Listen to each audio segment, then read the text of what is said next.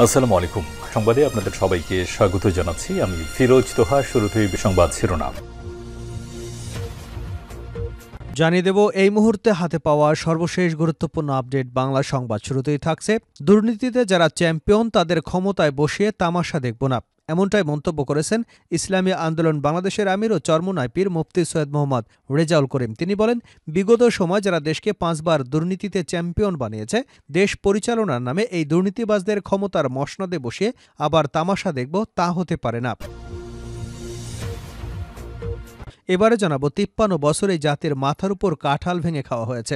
53 বছরে জাতির মাথার উপরে কাঁঠাল ভেঙে খাওয়া হয়েছে বলে মন্তব্য করেছেন বাংলাদেশ জামায়াতে ইসলামের আমির ডাক্তার শফিকুর রহমান। তিনি বলেন, যে জাতি বিভক্ত হয় তার মাথার উপরে সবাই কাঁঠাল ভেঙে খাওয়ার চেষ্টা করে। আমাদের এই জাতির উপরে 53 বছর কাঁঠাল ভেঙে খাওয়া হয়েছে। আমাদের তরুণ সমাজ, জনগণ জেগে উঠেছে। আমরা আর চাই না কেউ আমাদের মাথার উপর কাঁঠাল ভেঙে খাক। জানাবো, গত 15 বছরে $280 বিলিয়ন পাচার হয়েছে বলে মন্তব্য করেছেন বিএনপির মহাসচিব মির্জা ফখরুল ইসলাম আলমগীর। তিনি বলেন, গত 15 বছরে ফ্যাসিবাদী সরকার এবং দেশের অর্থনীতিকে ধ্বংস করে দিয়েছে। সব সম্পদ লুট করে তারা বিদেশে পাচার করেছে। গত 15 বছরে ফ্যাসিবাদী সরকার প্রায় $280 বিলিয়ন পাচার করেছে। এদিকে সৈয়দ আশরাফের 3 জানাজা নিয়ে বিরক্ত হন শেখ হাসিনা। প্রয়াত সৈয়দ আশরাফের 3টি জানাজা হবে শুনে তৎকালীন আওয়ামী লীগ সভাপতি ও প্রধানমন্ত্রী শেখ হাসিনা বিরক্তি প্রকাশ করেছিলেন বলে দাবি করেছেন সাবেক স্বরাষ্ট্র প্রতিমন্ত্রী তানজিম আহমেদ সোহেলতাস। শুক্রবার 5টা 34 ফেসবুকে নিজের ভেরিফাইড আইডিতে দেওয়া এক পোস্টে এ দাবি করেছেন তিনি। ওই পোস্টে তিনি বলেন, সৈয়দ আশরাফের 3টি জানাজা হবে শুনে তৎকালীন আওয়ামী লীগ সভাপতি এবং প্রাক্তন প্রধানমন্ত্রী শেখ হাসিনা বিরক্তি প্রকাশ করেছিলেন। তিনি সাধারণ সম্পাদককে ধমক দিয়ে বলেছিলেন, এত বড় কি হয়ে গেল যে 3টি জানাজা পড়াতে হবে। এবারে থাকছে, ঢালাওভাবে বরখাস্ত অব্যাহত থাকলে বড় কর্মসূচির হুঁশিয়ারি 25 ক্যাডারের কর্মকর্তাদের। ঢালাওভাবে সাময়িক বরখাস্ত শুরু করা হয়েছে বলে দাবি করেছেন 25 ক্যাডারের কর্মকর্তারা। এটি অব্যাহত থাকলে চাকুরি বিধি মেনে বড় কর্মসূচি ঘোষণা দেওয়া হবে বলে হুঁশিয়ারি দিয়েছেন তারা। এবং সর্বশেষ জানাবো আন্তর্জাতিক সংবাদ, বিশাল সোনার খনি বিক্রি করে দিচ্ছে পাকিস্তান। বেশ কয়েক বছর ধরে অর্থনৈতিক সংকটে ধুঁকছে পরমাণু শক্তিধর দেশ পাকিস্তান। আন্তর্জাতিক মুদ্রা তহবিল সহ বেশ কয়েকটি মিত্র দেশের কাছে আর্থিক সহায়তা নিয়েছে ইসলামাবাদ, কিন্তু তারপরও পাকিস্তানের অর্থনৈতিক সংকট কাটেনি। তবে তাদের হাতে আছে বিরাট এক গুপ্তধন। এই গুপ্তধনই পাকিস্তানকে আশা দেখিয়ে আসছিল। পাকিস্তানের বেলুচিস্তান প্রদেশে অবস্থিত রেকর্ডিক খনি, এই খনিকে বিশ্বের অন্যতম বৃহৎ তামা এবং সোনার খনি হিসেবে গণ্য করা হয়। বলা হয়, এই খনির পরেই পাকিস্তানের বর্তমান অর্থনীতির সংকটের সমাধান হতে পারে। তবে এবার গুরুত্বপূর্ণ এই খনির উল্লেখযোগ্য অংশ ইসলামাবাদ বিক্রি করে দিচ্ছে বলে জানা গেছে। পাকিস্তানি সংবাদ মাধ্যম দ্য এক্সপ্রেস ট্রিবিউন এ খবর দিয়েছে। এতক্ষণ শিরোনাম শুনছিলেন, এবার বিস্তারিত। প্রিয় দর্শক, আপনি যদি এই চ্যানেলে নতুন হয়ে থাকেন, ভিডিওটি দেখতে দেখতে চ্যানেলটি সাবস্ক্রাইব করে আমাদের সঙ্গে থাকুন। আর এই ভিডিও সম্পর্কে আপনি আপনার মূল্যবান মতামতটি কমেন্ট বক্সে জানিয়ে দিন। আর হ্যাঁ প্রিয় দর্শক, জানিয়ে দিন ভিডিওটি কোথা থেকে দেখছেন। দুর্নীতিতে যারা চ্যাম্পিয়ন তাদের ক্ষমতায় বসিয়ে তামাশা দেখব না।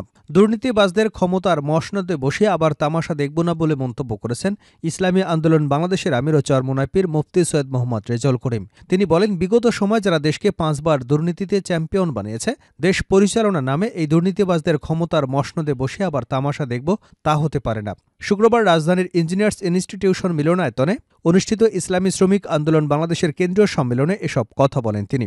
অনুষ্ঠানে প্রধান অতিথির বক্তব্যে সৈয়দ মোহাম্মদ রেজাউল করিম বলেন, বিগত সময়ে রাষ্ট্র পরিচালকরা কোনোভাবেই প্রমাণ করতে পারেননি যে তারা দেশের উপকারের জন্য রাষ্ট্র পরিচালনা করছেন। বরং 5 আগস্ট যারা দেশ থেকে পলায়ন করেছেন তারা সরাসরি ভারতের সরকার ছিল বলে জনগণ মনে করে।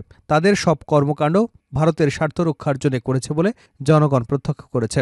বিগত সরকারের দেশের স্বার্থ রক্ষার চেয়ে ভারতের স্বার্থ বেশি রক্ষায় ব্যস্ত ছিল। তিনি বলেন, 5 আগস্টের পর বাংলাদেশের যে নতুন পরিস্থিতি সৃষ্টি হয়েছে তার জন্য হাজারের অধিক মানুষ নিহত হয়েছেন, পঙ্গুত্ব বরণ করেছেন বহু মানুষ। সেই গণঅভ্যুত্থানের মধ্য দিয়ে অন্তর্বর্তী সরকার গঠিত হয়েছে।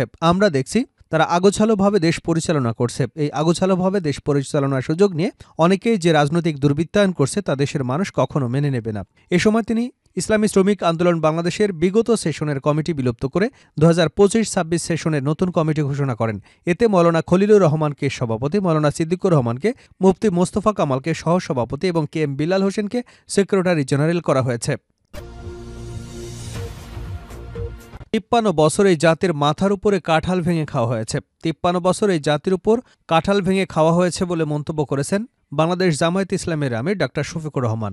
বিকাল ৩টার দিকে নাটোর জেলা পরিষদ মিলনায়তনে এক সুধী সমাবেশে এ মন্তব্য করেন তিনি। ডাক্তার শফিকুর রহমান বলেন, যে জাতি বিভক্ত হয় তার মাথার উপরে সবাই কাঁঠাল ভেঙে খাওয়ার চেষ্টা করে। আমাদের এই জাতির উপরে 53 বছর কাঁঠাল ভেঙে খাওয়া হয়েছে। আমাদের তরুণ সমাজ জনগণ জেগে উঠেছে।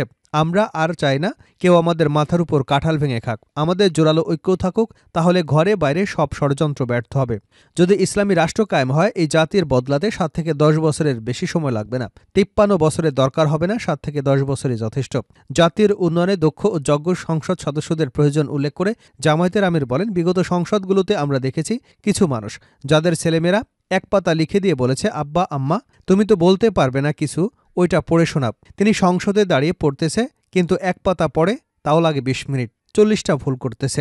অথচ একজন সংসদ সদস্যের দায়িত্ব আইন প্রণয়ন করা। যিনি লিখিত একটা পাতা পড়তে পারেন না, তিনি আমাদের আইন প্রণয়ন করবেন কিভাবে?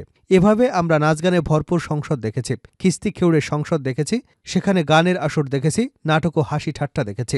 তিনি বলেন, সংসদ মানুষের জীবনমান উন্নয়নের জন্য, সভ্য দেশকে সভ্যতার উচ্চরে শিখরে নিয়ে যাওয়ার জন্য, একটা মর্যাদাশীল জাতি গঠনের জন্য, আইনের শাসন কায়েমের জন্য, সুশাসন উপহার দেবার জন্য। কিন্তু সেগুলো নিয়ে আমাদের সংসদে কথা হয় খুব কম, হয় না বললেই চলে। 15 বছরে পাচার হয়েছে $280 বিলিয়ন মির্জা ফখরুল। গত 15 বছরে $280 বিলিয়ন পাচার হয়েছে বলে মন্তব্য করেছেন বিএনপির মহাসচিব মির্জা ফখরুল ইসলাম আলমগীর। তিনি বলেন, গত 15 বছরে ফ্যাসিবাদী সরকার এদেশের অর্থনীতিকে ধ্বংস করে দিয়েছে। সব সম্পদ লুট করে তারা বিদেশে পাচার করেছে। গত 15 বছরে ফ্যাসিবাদী সরকার প্রায় $280 বিলিয়ন পাচার করেছে। দিনাজপুর সরকারি কলেজের অর্থনীতি বিভাগের 50 বছর পূর্তি উপলক্ষে সুবর্ণ জয়ন্তী এবং গুণীজন সম্মাননা অনুষ্ঠানে প্রধান অতিথির বক্তব্যে মির্জা ফখরুল ইসলাম এসব কথা বলেন। ফখরুল ইসলাম বলেন, বর্তমান প্রজন্ম গত 3 মেয়াদে ভোটাধিকার প্রয়োগ করতে পারেনি। এ কেমন গণতন্ত্রের কথা, এ কেমন রাজনীতি, যেখানে 5 বছরে একবারও ভোটাধিকার প্রয়োগ করতে পারেনি। আক্ষেপ করে বিএনপির মহাসচিব বলেন, আমাদের ব্যর্থতা, আমরা 52-53 বছরেও বাংলাদেশকে একটি সুখী, শান্তিময়, প্রেমময়, ভালোবাসাময় একটা দেশ হিসেবে গড়তে পারলাম না। আমরা রাজনীতি নিয়ে সংকীর্ণতায় ভুগি। আমরা নৈতিকতার সর্বনিম্ন পর্যায়ে চলে গেছি। ফখরুল ইসলাম আরও বলেন, গণতান্ত্রিক যুদ্ধ শেষ হলেও আমাদের ঐক্যের যুদ্ধের ব্যর্থতা রয়েছে। সকলকে সংকীর্ণতার ঊর্ধ্বে উঠে একটি সুন্দর, সুখী, সমৃদ্ধ, প্রেমময় বাংলাদেশ বিনির্মাণ করতে হবে। আমরা গণতন্ত্রের কথা বলেও গণতন্ত্রকে চর্চা করি না উল্লেখ করে তিনি বলেন, এখানে পরপর গণতন্ত্রকে হত্যা করবার চেষ্টা করা হয়েছে। গণতান্ত্রিক প্রতিষ্ঠান গড়ে ওঠেনি। রাজনৈতিক দলগুলো পরস্পরের সঙ্গে বিরোধে লিপ্ত হয়েছে। কিন্তু সহনশীলতার মধ্য দিয়ে গণতন্ত্রকে চর্চা করে যদি এগিয়ে যেতে পারি, তাহলে আমরা গণতন্ত্র লাভ করতে পারব, অধিকারকে অর্জন করতে পারব। তিনি বলেন, আমরা 1971 সালে মুক্তিযুদ্ধ করেছিলাম, এরপরে গণতান্ত্রিক যুদ্ধেও ছিলাম। আজকে সেই গণতান্ত্রিক যুদ্ধ শেষ হয়েছে, কিন্তু এখন পর্যন্ত আমরা ঐক্যের যে যুদ্ধ, সকলে মিলে একসঙ্গে দেশটাকে গঠন করব, তাকে নির্মাণ করব, তাকে একটা পথরেখা দেখাবো। আজকে এই বয়সে এসে আমার কাছে মনে হয় এই জায়গায় আমাদের ব্যর্থতা রয়েছে। সৈয়দ আশরাফের 3 জানাজা নিয়ে বিরক্ত হন শেখ হাসিনা। প্রয়াত সৈয়দ আশরাফের 3টি জানাজা হবে শুনে তৎকালীন প্রধানমন্ত্রী শেখ হাসিনা বিরক্তি প্রকাশ করেছিলেন বলে দাবি করেছেন সাবেক স্বরাষ্ট্র প্রতিমন্ত্রী তানজিম আহমেদ সোহেল তাজ। শুক্রবার বিকাল 4টা 34 ফেসবুকে নিজের ভেরিফাইড আইডিতে দেওয়া এক পোস্টে এ দাবি করেন তিনি। ওই পোস্টে সোহেল তাজ বলেন, সৈয়দ আশরাফের 3টি জানাজা হবে শুনে তৎকালীন আওয়ামী লীগ সভাপতি এবং প্রাক্তন প্রধানমন্ত্রী শেখ হাসিনা বিরক্তি প্রকাশ করেছিলেন। তিনি সাধারণ সম্পাদক ওবায়দুল কাদেরকে ধমক দিয়ে বলেছিলেন, ও এত বড় কি হয়ে গেল যে ওর 3টি জানাজা পড়তে হবে। প্রতি উত্তরে কাচুমাচু করে ওবায়দুল কাদের আমতা আমতা করে জবাবে বলেছিলেন, নেতাকর্মীরা ওনাকে অনেক পছন্দ করে, তারাই দাবি জানিয়েছেন, না মানলে সামলানো যাবে না।